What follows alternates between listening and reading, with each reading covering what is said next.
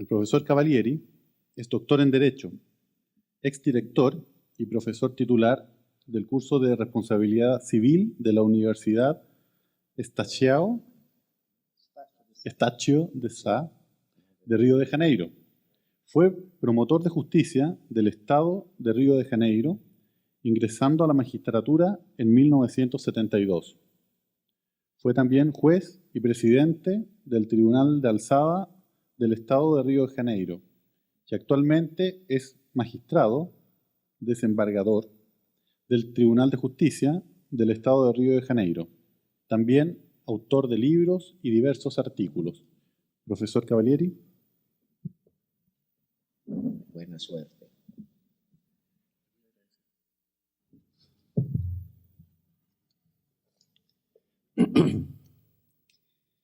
Embora muito honrado com o convite que me fizeram esses dois eminentes advogados, Dr. Ernesto e Dr. Paulo, para participar deste encontro, eu me sinto, todavia, bastante preocupado, normalmente depois que tomei conhecimento dos demais palestrantes e verifiquei, talvez, que eu seja o único aqui que tem uma profissão na magistratura que, quer queiramos, quer não, sempre nos deixa uma visão um tanto limitada do problema.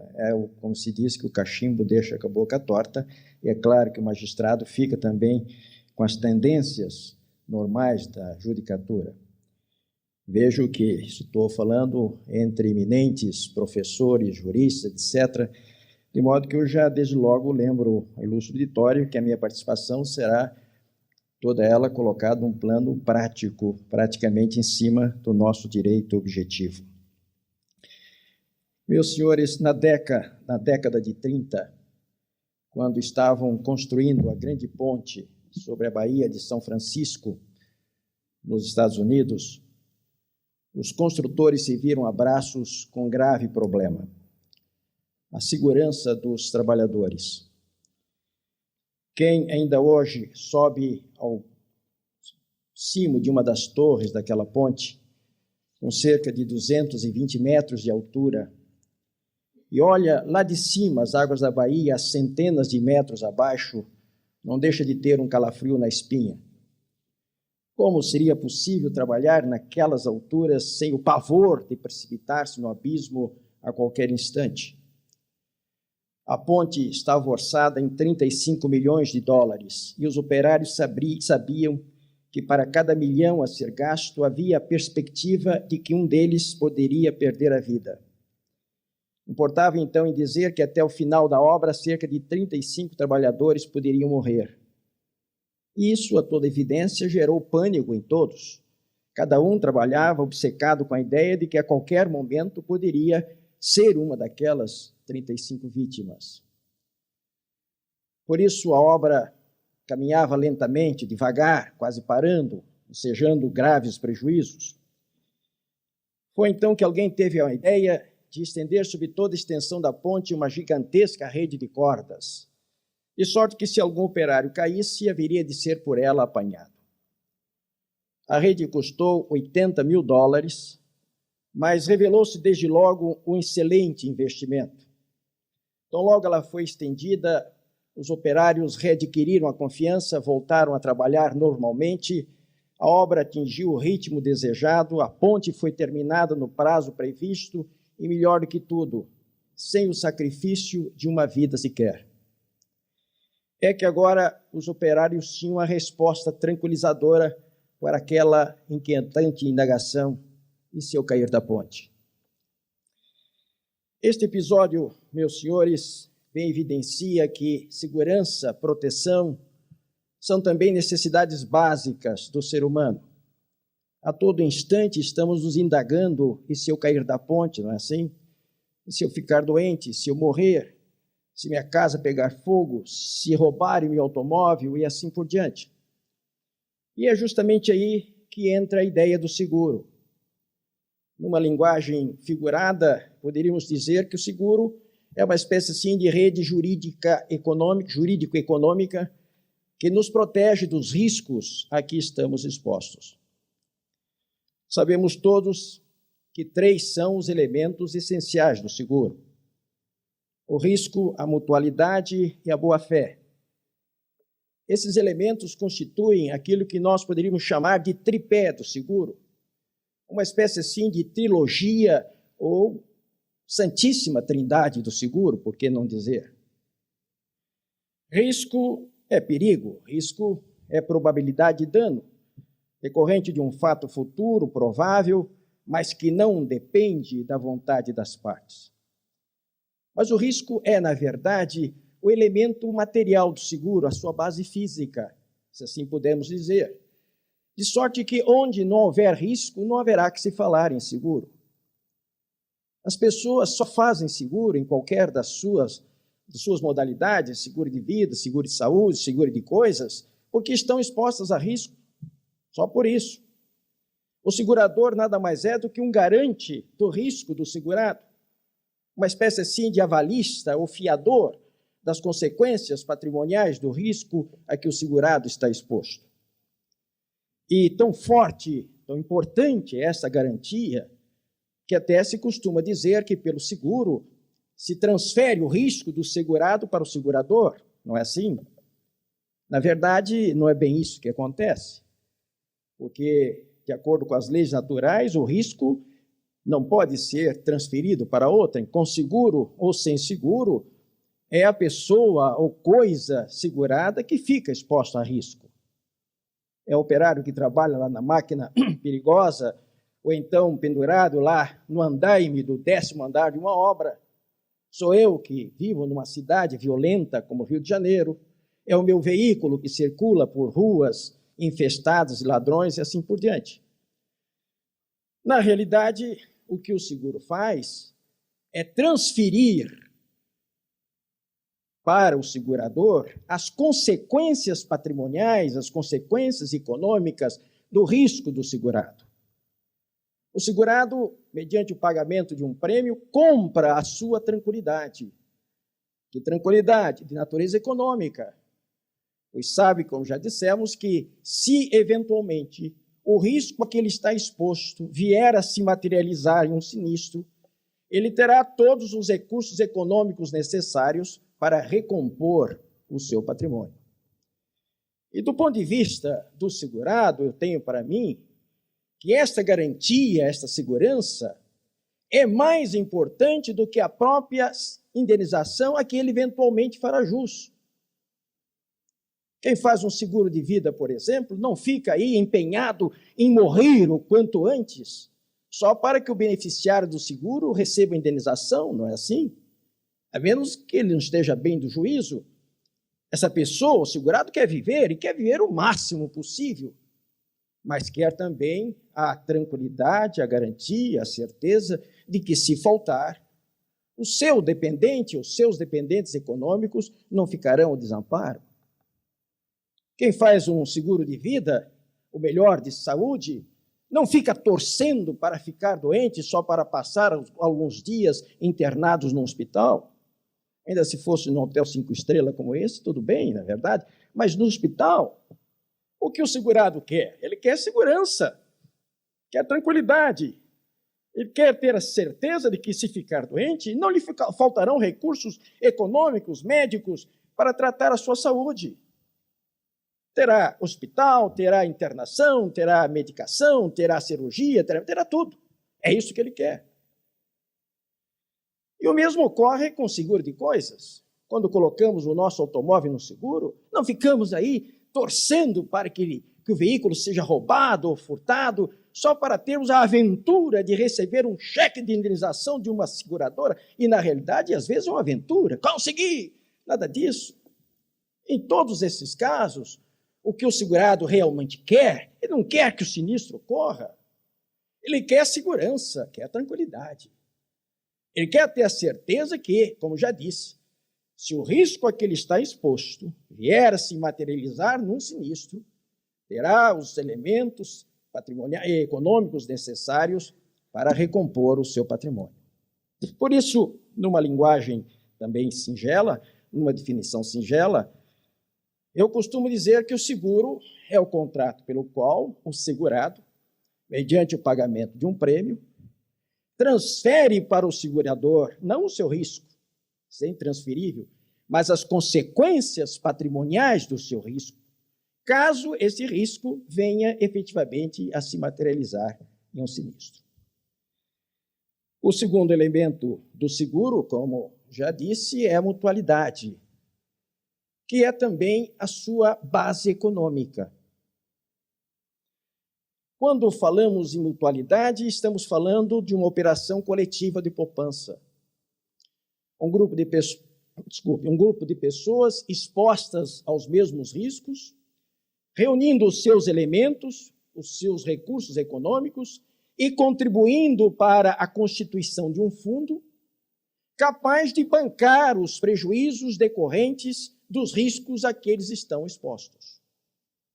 E então, a toda evidência, a participação de cada um para a contribuição de cada um, melhor dizendo, para a formação desse fundo, terá que ser proporcional, evidentemente, ao risco a que ele está exposto.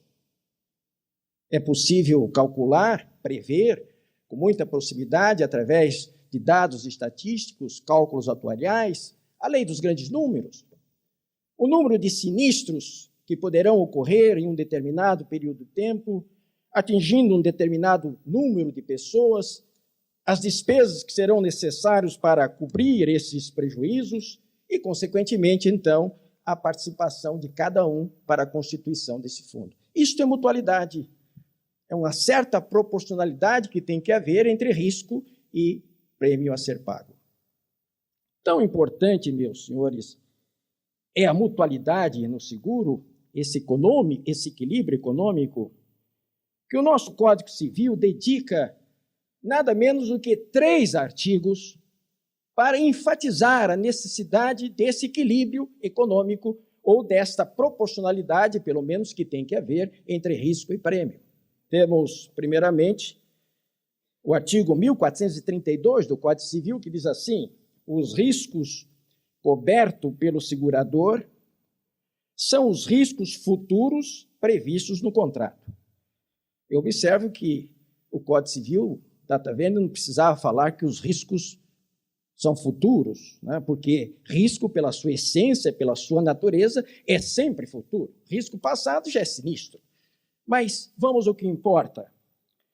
Por que o segurador só responde pelos riscos previstos no contrato? É o princípio da mutualidade. Porque apenas os riscos previstos no contrato que foram incluídos, evidentemente, nos cálculos atuariais, que foram incluídos naquele equilíbrio necessário decorrente da mutualidade. Temos a seguir o artigo 1434, que reforça a mesma ideia, o mesmo princípio. A apólice consignará os riscos assumidos, o valor do objeto do seguro, o prêmio devido ou pago pelo segurado. Por que a apólice, vale dizer, o contrato, consignará os riscos assumidos e o prêmio a ser pago ou o prêmio pago? Mais uma vez, mutualidade.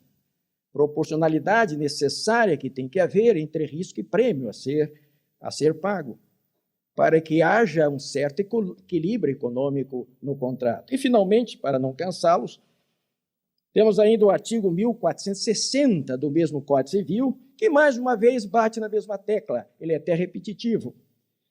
Quando a apólice limitar ou particularizar os riscos do seguro, não responderá por outros o segurador. Por que o segurador não responde por riscos que não foram particularizados ou estipulados na apólice?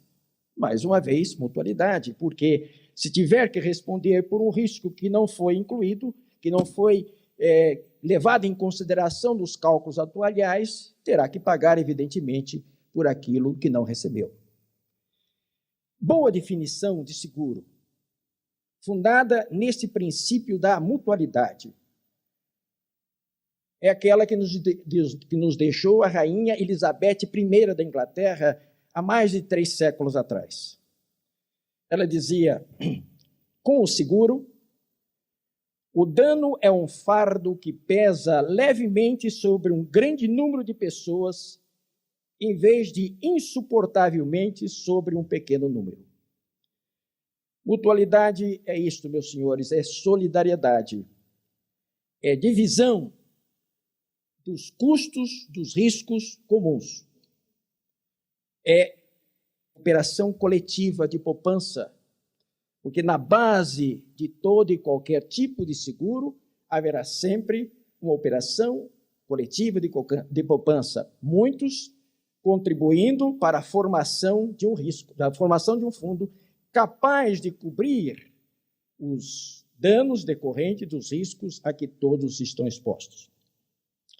E assim chegamos ao terceiro e mais importante elemento do contrato seguro, que é a boa-fé, cantada e decantada por todos os autores como sendo a própria alma do seguro. Na realidade, no meu entender, a boa-fé é o elemento jurídico do seguro. Por quê? Porque risco e mutualidade não andarão juntos se não houver boa-fé.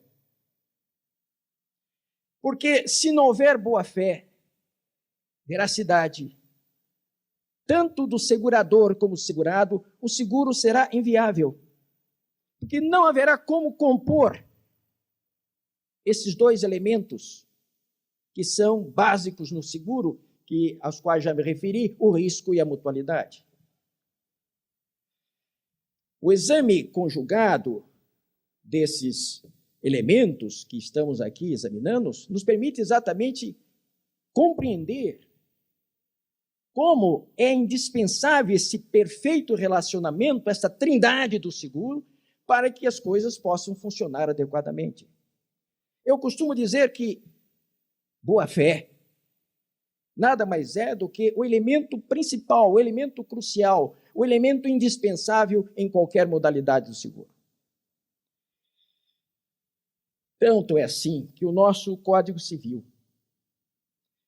apenas num contrato, que é o contrato seguro, claro que boa-fé é necessária em todos os contratos, mas no contrato seguro, o nosso Código Civil, lá no seu artigo 1443, fez questão não somente de mencionar a boa-fé, mas de reforçar, dizendo que no seguro é necessária a mais estrita boa-fé. Porque esse é o elemento que conjuga os demais. Diz o 1443, o segurado e o segurador são obrigados a guardar no contrato de seguro, observe essa expressão, a mais estrita boa-fé e veracidade, tanto a respeito do objeto seguro, como das circunstâncias e declarações a ele concernentes. Isto é assim, meus senhores, porque risco e mutualidade não andarão juntos se não houver, tanto do segurado como do segurador, a mais estrita boa-fé. Deste dispositivo, nós extraímos, desde logo, duas conclusões importantes. Em primeiro lugar, a boa-fé é bilateral. É uma via de mão dupla. O Código a exige não só do segurado, mas também do segurador e vice-versa. Boa-fé tem que haver de ambas as partes do contrato seguro. E a segunda conclusão que se deve tirar daqui é que o Código aqui se refere não apenas à boa-fé subjetiva com a qual estamos acostumados, mas também e principalmente à boa-fé objetiva. Boa-fé subjetiva, sabemos todos, é aquela boa-fé de crença, é boa-fé fato psicológico, é estado de espírito ligados a valores éticos. Na belíssima definição do grande Pedro Alvim, boa-fé subjetiva corresponde a um estado de espírito em harmonia com a manifestação de vontade que vinculou as partes contratantes.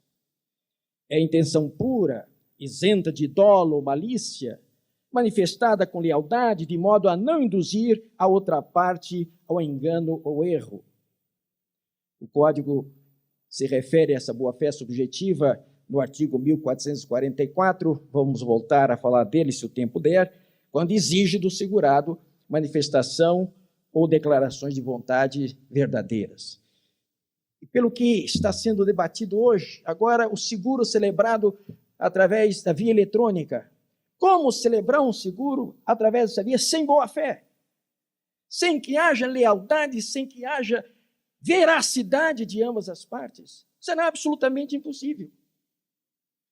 Mas, meus senhores, não basta no seguro apenas a boa-fé subjetiva, a boa-fé de crença, essa boa-fé de intenção no momento da celebração do seguro, ou de qualquer contrato, mas principalmente do seguro. Nos contratos que se prolongam no tempo, é preciso algo mais. É preciso a chamada boa-fé comportamental. Isto que é boa-fé objetiva. É preciso um comportamento de lealdade que persistirá durante toda a execução do contrato, e não no momento da sua celebração. Boa-fé objetiva, na feliz definição da eminente jovem jurista, professora Cláudia Lima Marques, boa-fé objetiva é comportamento ético, é padrão de conduta, tomado como paradigma o homem honrado, homem sério, e não espertalhão.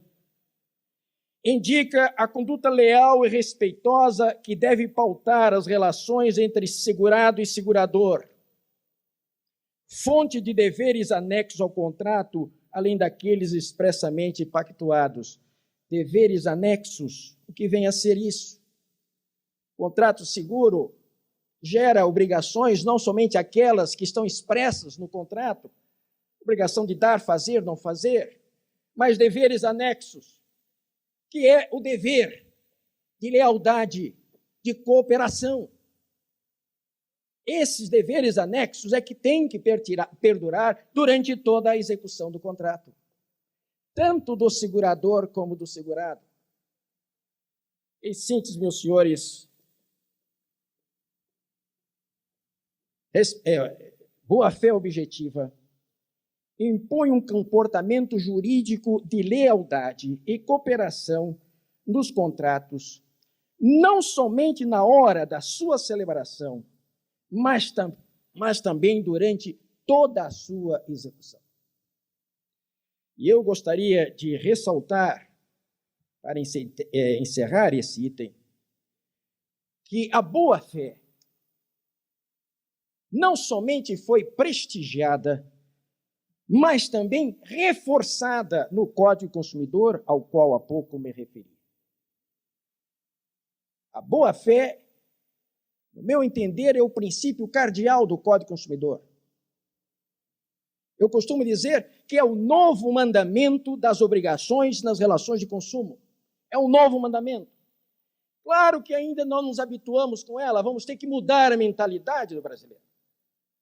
Vamos ter que mudar a nossa mentalidade. Aquela lei do Gerson vai ter que acabar. Porque boa-fé significa não só boa intenção, como disse, mas conduta, comportamento adequado de cooperação, de lealdade e de veracidade. Essa boa-fé objetiva foi consagrada no Código não apenas como princípio geral, logo ali no seu artigo 4º, inciso 3º, princípio geral do Código, mas também como uma cláusula geral, uma cláusula aberta, lá no artigo 51, inciso 5, no Código do Consumidor, no artigo 51, trata das chamadas cláusulas abusivas. E após mencionar algumas delas, fez uma cláusula geral. E essa cláusula geral consiste nisso. Cláusula abusiva é aquela que contraria o princípio da boa-fé. Tudo aquilo que contraria a boa-fé é cláusula abusiva, é isso que o Código está dizendo. Então, por força desses novos princípios, principalmente no Código do Consumidor, por força do princípio da boa-fé, hoje o segurador está obrigado a dar informações claras, precisas, objetivas. É o princípio da transparência. Aqui, o Código inverteu as posições. Antes era o segurado que tinha que correr atrás das informações. Se ele quisesse saber das cláusulas gerais de um contrato seguro, tinha que ir lá, às vezes, num cartório de Chapecó. Nem sei onde fica. Hoje é o inverso. Quem tem que informar, quem tem que esclarecer, quem tem que colocar tudo às claras é o segurador. Em razão desse princípio da transparência da boa-fé, o segurador tem que informar com toda precisão e clareza, sob pena de não valer a cláusula, quais são os direitos que o consumidor tem, quais são as eventuais restrições ao seu direito, e tudo mais que for necessário para orientar a postura do consumidor. Em razão do princípio da boa-fé, ele não pode fazer publicidade enganosa. Não pode oferecer uma coisa na televisão e depois ser outra na realidade. Contrato de seguro de saúde. Resgate por avião a jato. Não vemos isso aí de vez em quando? CTI, UTI, ambulante. E depois, na realidade, não tem isso? Eu costumo dizer que, em face do princípio da transparência, ajoelhou, vai ter que rezar. Prometeu, tem que cumprir. Antigamente se falava num tal de dólus bônus, não falava isso? Isso é uma grande tapiação. Eu nunca entendi o que era dólus bônus. Dólus é sempre malos. Pois o código acabou com isso, não tem mais esse negócio de dólus bônus, não, de jeitinho. Dólus bônus, em última história, era tapiar só um pouquinho. Hoje não pode tapiar, mas nem só um pouquinho. Em razão do princípio da boa-fé, meus senhores, não pode inserir no contrato cláusulas abusivas. Já vimos que é uma cláusula geral, encerrando quase que as cláusulas abusivas, dizendo que cláusula abusiva é aquela que contraria o princípio da boa-fé. Em razão desse princípio, o segurador tem que prestigiar a credibilidade que o segurado colocou no contrato de seguro. Esse é o princípio da confiança. O que é prestigiar? O que é credibilidade? Ora, se eu fiz um contrato de seguro e saúde, acabei de dizer ainda há pouco, só fiz porque acreditei que quando precisasse tratar a minha saúde, teria todos os recursos necessários. É assim ou não é assim? De repente, quando o segurado está internado numa CTI, entre a vida ou morte, recebe uma ordem de despejo do segurador, dizendo, acabou o tempo de internação, rua nele. Alguém faria um seguro de saúde se imaginasse que isso poderia acontecer? Eu sempre entendi que isso é cláusula abusiva, que isso viola o princípio da confiança, que isso viola o princípio da boa-fé, que isto está frontalmente contrário a esse novo mandamento das relações de consumo, que é a boa-fé objetiva. Bem, diriam os senhores, e que tudo isso que foi dito até agora tem a ver com fraude no seguro. Eu diria que tem tudo a ver. Tem tudo a ver, exatamente porque a fraude nada mais é do que o contrário da boa-fé. Onde há boa-fé, não haverá fraude. Mas onde houver fraude, não haverá boa-fé. Aí eu tenho dito ainda há pouco que porque acreditei que quando precisasse tratar a minha saúde, teria todos os recursos necessários. É assim ou não é assim? De repente, quando o segurado está internado numa CTI, entre a vida ou morte, recebe uma ordem de despejo do segurador, dizendo, acabou o tempo de internação, rua nele. Alguém faria um seguro de saúde se imaginasse que isso poderia acontecer? Eu sempre entendi que isso é cláusula abusiva, que isso viola o princípio da confiança, que isso viola o princípio da boa-fé, que isto está frontalmente contrário a esse novo mandamento das relações de consumo, que é a boa-fé objetiva. Bem, diriam os senhores, e que tudo isso que foi dito até agora tem a ver com fraude no seguro. Eu diria que tem tudo a ver. Tem tudo a ver, exatamente porque a fraude nada mais é do que o contrário da boa-fé. Onde há boa-fé, não haverá fraude. Mas onde houver fraude, não haverá boa-fé.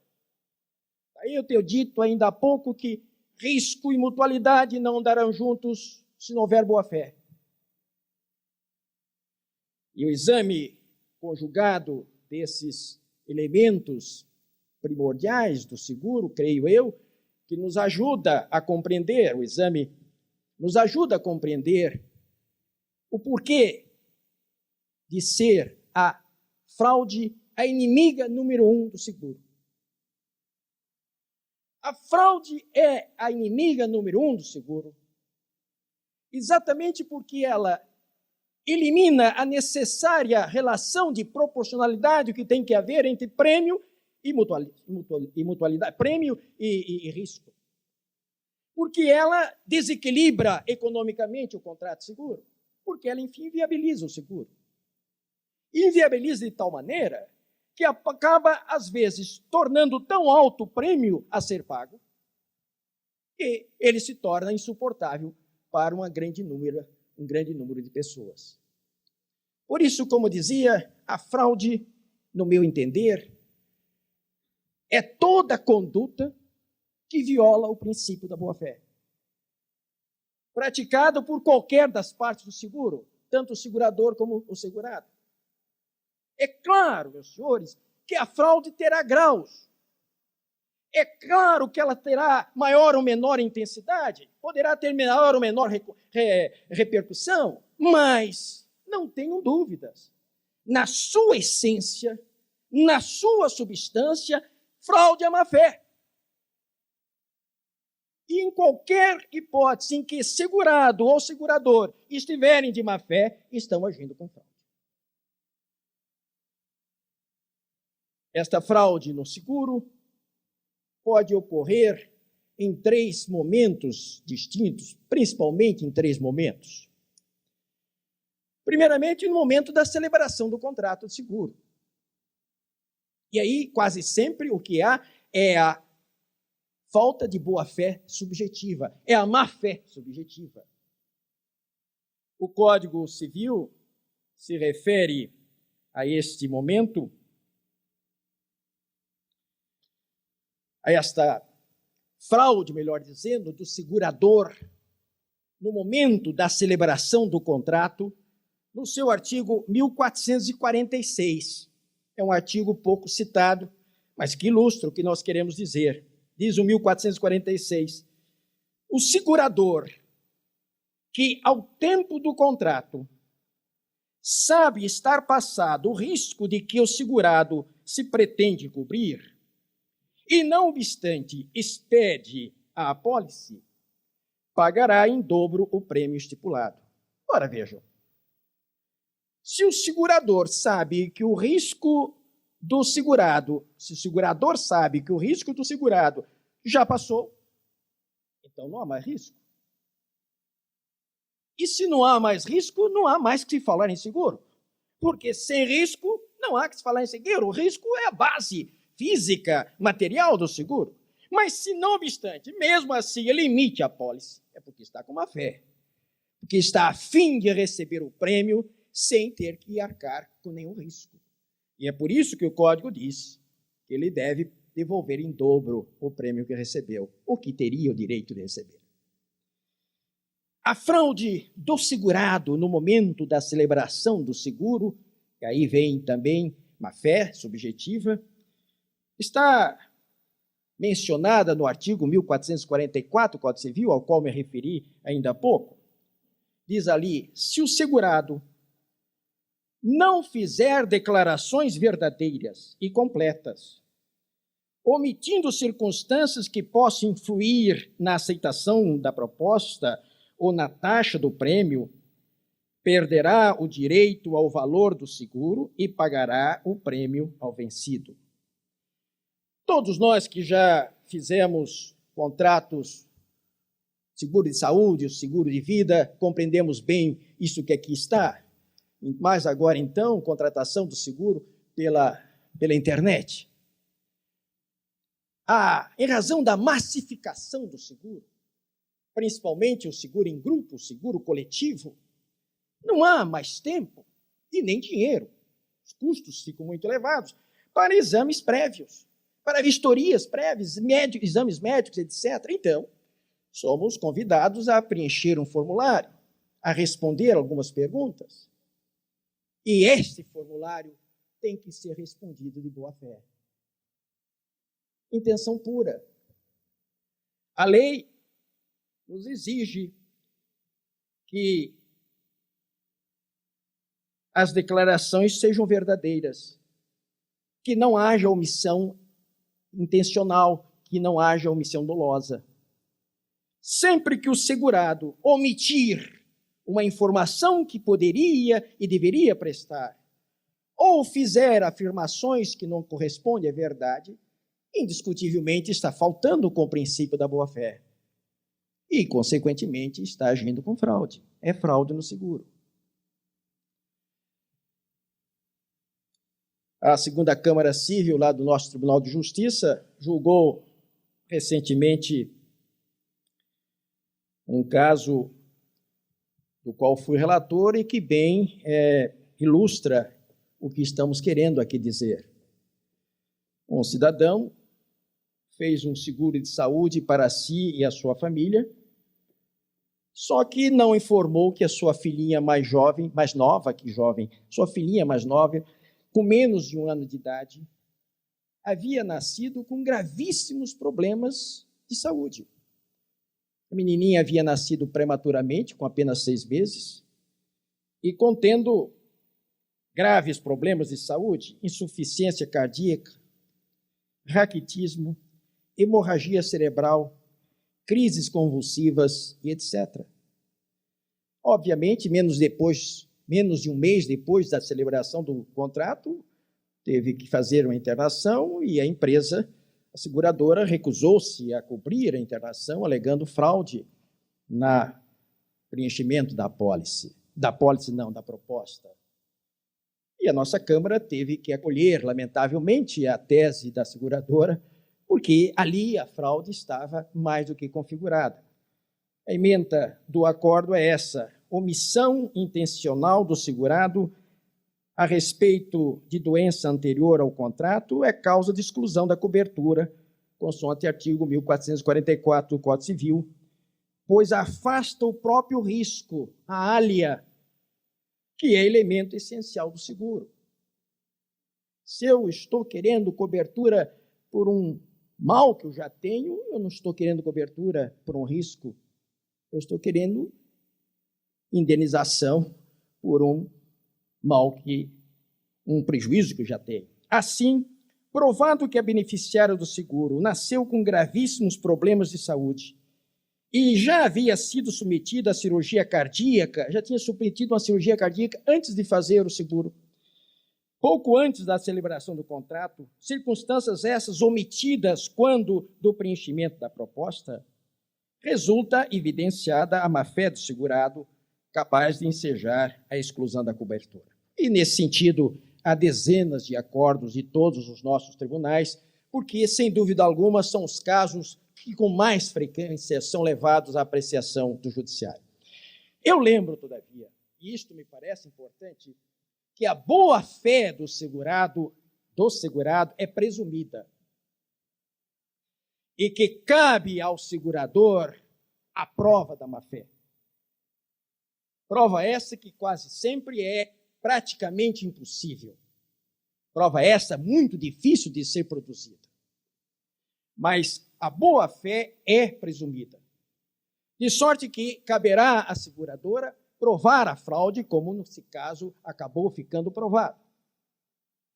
E mais ainda, é preciso que fique demonstrado que a afirmação foi falsa, principalmente no caso de omissão. A omissão de informação tem que ser intencional, tem que ser dolosa. O que significa dizer isto? Se o segurado já tem uma doença grave, digamos um câncer, mas não sabe disso, não tem consciência disso, ao preencher a proposta, ele evidentemente nada omitiu. Se não sabia, não podia informar a respeito. E, consequentemente, não haverá aí má-fé, não haverá aí, evidentemente, nenhuma omissão dolosa ou intencional. Este é o entendimento pacífico do nosso Superior Tribunal de Justiça, e eu gostaria de trazer à colação a emenda de um acordo do eminente ministro Eduardo Ribeiro. Seguro de vida, boa-fé do segurado. Declaração feita à seguradora com desconhecimento da grave enfermidade da qual era portador. Para que incida o disposto no artigo 1444 do Código Civil, este que eu acabei de ler, necessário que o segurado tenha feito declarações inverídicas, quando poderia fazê-las verdadeiras e completas. E isso não se verifica se não tiver ciência do seu real estado de saúde. E continua o eminente relator. Inaceitável a exegese estritamente objetiva que a agravante pretende emprestar ao artigo 1444 do Código Civil. A perda do direito ao valor do seguro deriva de terem sido feitas declarações inverídicas, podendo o segurado fazê-las verdadeiras e completas. Se não tinha conhecimento do seu real estado de saúde, claro que não estava em condições de prestá-las. Mais uma vez, portanto, enfatizando esses dois pontos. A boa-fé do segurado é presumida e, no caso da omissão, só prevalecerá quando se tratar de omissão intencional, de omissão dolosa. Os dois outros momentos da ocorrência da fraude de seguro vamos ter que deixar para mais tarde, para outra oportunidade, porque a nossa censora ali já me disse que o tempo está praticamente esgotado. Eu gostaria apenas de ressaltar que esses dois momentos são os que mais ocorrem na vida prática. É o momento da ocorrência do sinistro. Aí, eu vi muitas vezes isso do Dr. Solero, a quem presto minha homenagem nessa oportunidade, é um mestre nesse assunto. Aí, como dizia ele, haja imaginação. A crônica policial nos informa sobre casos os mais mirabolantes possíveis, engenhosos e, às vezes, de extrema crueldade. Tudo para receber uma indenização. Não sei se os jornais do Rio de Janeiro, daqui de São Paulo, noticiário, o que os jornais do Rio noticiaram há pouco tempo, um empresário pequeno, falido, para obter uma indenização do seguro, simulou um assalto, no qual o suposto assaltante cortou-lhe um braço. O cidadão permitiu que lhe cortasse um braço só para que pudesse obter a indenização e acabou não obtendo nada, porque, evidentemente, a fraude foi descoberta. Os jornais do Rio noticiaram há pouco tempo um pequeno empresário da França, dono de um restaurante, se não me engano, em Paris. O que fazia ele? Colocava os seus empregados no seguro de vida, fazia um seguro de vida para os seus empregados, e depois os mandava passear no Brasil, uma viagem de turismo no Brasil. Aqui mandava matá-los. Brasil é um país de violência, principalmente estou fazendo publicidade do Rio de Janeiro hoje, né? Principalmente o Rio de Janeiro de assaltos, etc. Então, é aqui o lugar ideal. Aqui simulava-se um assalto, aqui simulava-se um acidente e o empregado era eliminado no Brasil. Até que um deles conseguiu escapar e a fraude foi descoberta. Posso contar mais um caso apenas interessantíssimo? Ocorreu no Rio Grande do Sul. Vejam como são capazes de engendrar casos mirabolantes para obter vantagens. Cidadão, para obter uma indenização do seguro, simulou a sua morte no acidente. Tudo muito bem planejado. Corpo carbonizado, de modo a não ser reconhecido. Certidão de óbito, velório, família toda chorando. Enterro solene e até providenciar a compra de um túmulo.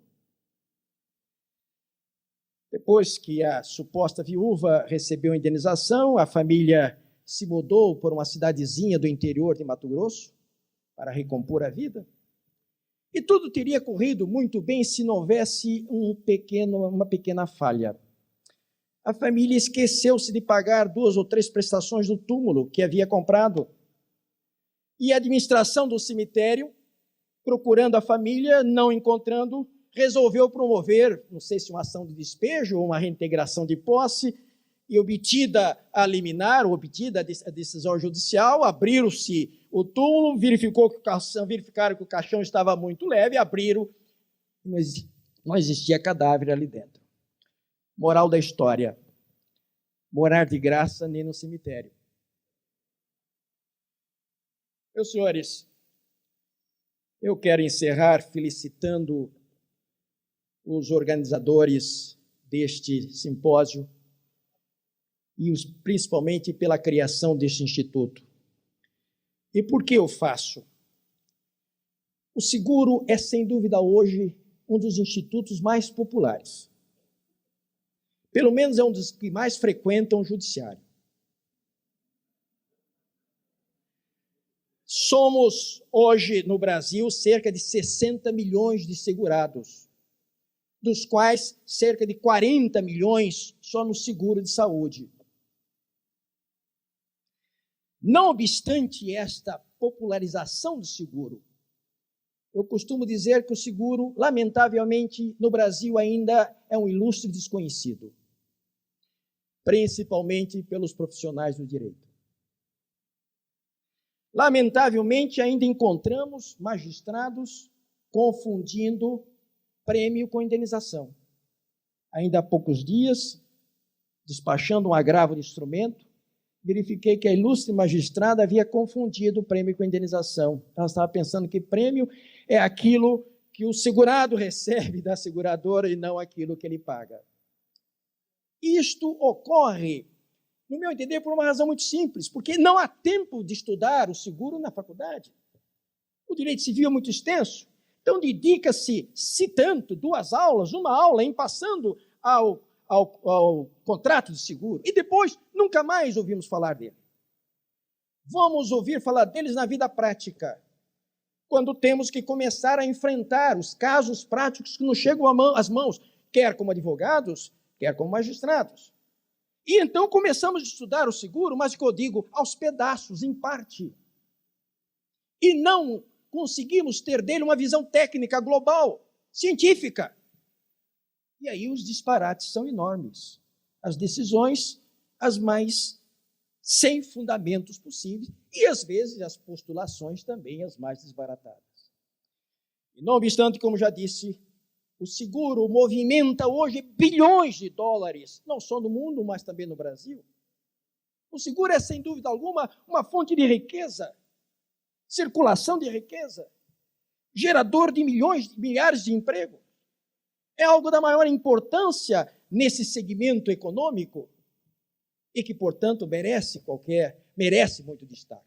E eu acredito que iniciativas como essa, doutor Ernesto, doutor Paulo e os demais integrantes, vão contribuir enormemente para que nós, profissionais do direito, conheçamos melhor o seguro e assim possamos ter um melhor relacionamento entre segurador, segurados e descansar um pouco mais o judiciário. Obrigado pela atenção.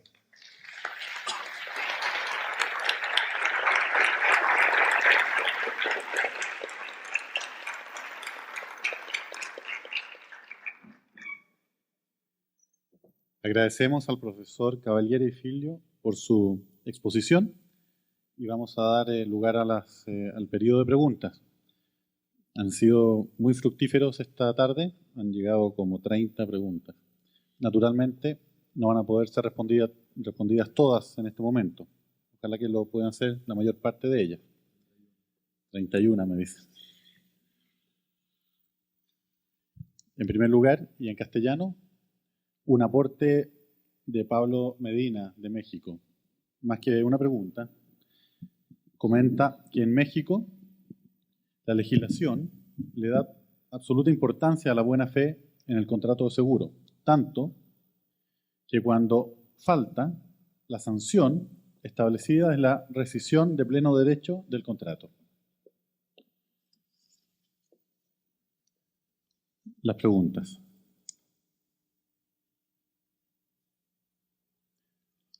Teniendo en vista, pregunta Marcio de Itaú Seguros. Teniendo en vista la estricta buena fe del contrato de seguro, si el asegurado hace declaraciones falsas que implican una disminución del premio o la prima, es decir, la compañía fija una prima menor atendida a la declaración, pero si la hubiera conocido verdaderamente, hubiera conocido la compañía la verdad, la prima sería mayor. En este caso, ¿la indemnización debe ser proporcional al valor de la prima pagada o debe ser negada por completa la indemnización? O artigo 1444 é claro em dizer que perde o valor da indenização. Eu acho que má-fé é má-fé.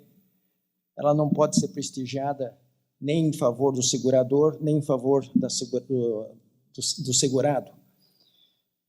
E sempre que ela se configura, sempre que ela fique caracterizado, a sanção que há no direito brasileiro é a perda da indenização em relação ao segurado. O problema, como eu já disse, é a questão de prova. Há uma presunção de boa-fé do segurado.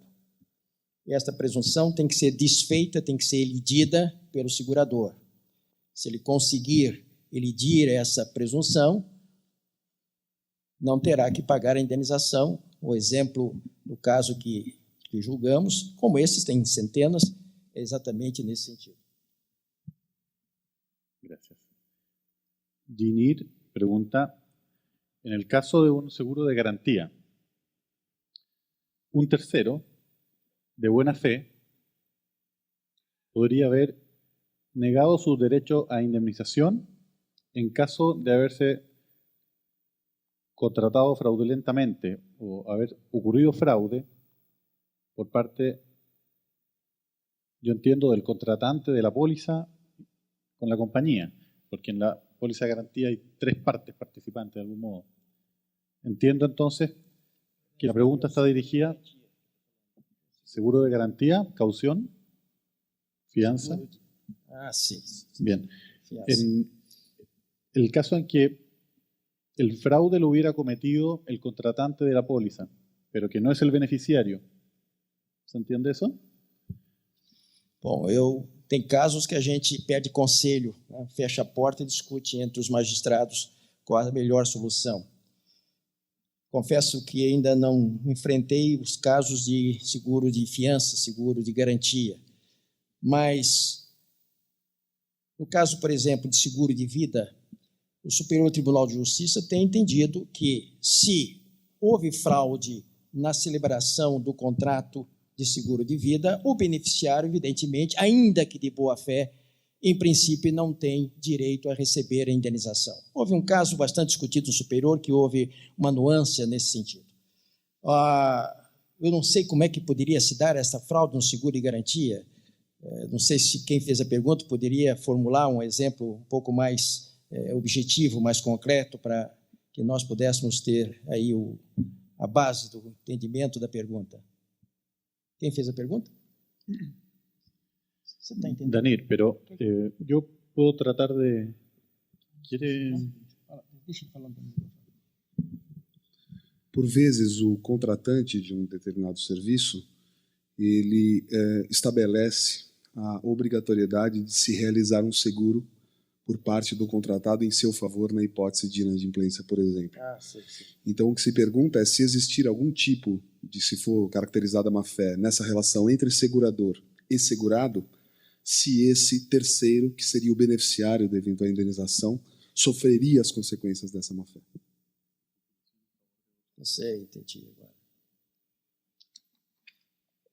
A fraude está na base, está na sua essência. Eu confesso para os senhores que nunca enfrentei essa situação, mas a minha tendência era dizer que esse que está de boa-fé, e muito embora de boa-fé, não faz jus, não tem direito, porque não houve efetivamente o seguro. O que ele tem é o direito de reverter contra aquele que deveria ter feito o seguro e efetivamente não fez. Mas responsabilizar o segurador em razão de uma fraude, de uma má-fé, não vejo como poderia ser isso contemplado. No meu entender, à primeira vista. Bien, Sergio Melo, vicepresidente de AIDA. Considerando que en el proceso civil brasileño no se da a la verdad real el mismo valor que en el proceso penal, podríamos entender que a falta de pruebas concretas, la ausencia de la buena fe del asegurado podría llevar al magistrado a valorizar como prueba los indicios y la presunción.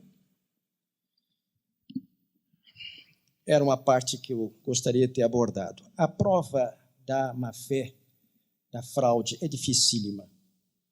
Às vezes até é diabólica. Usa-se de todos os meios possíveis para encobrir essa prova.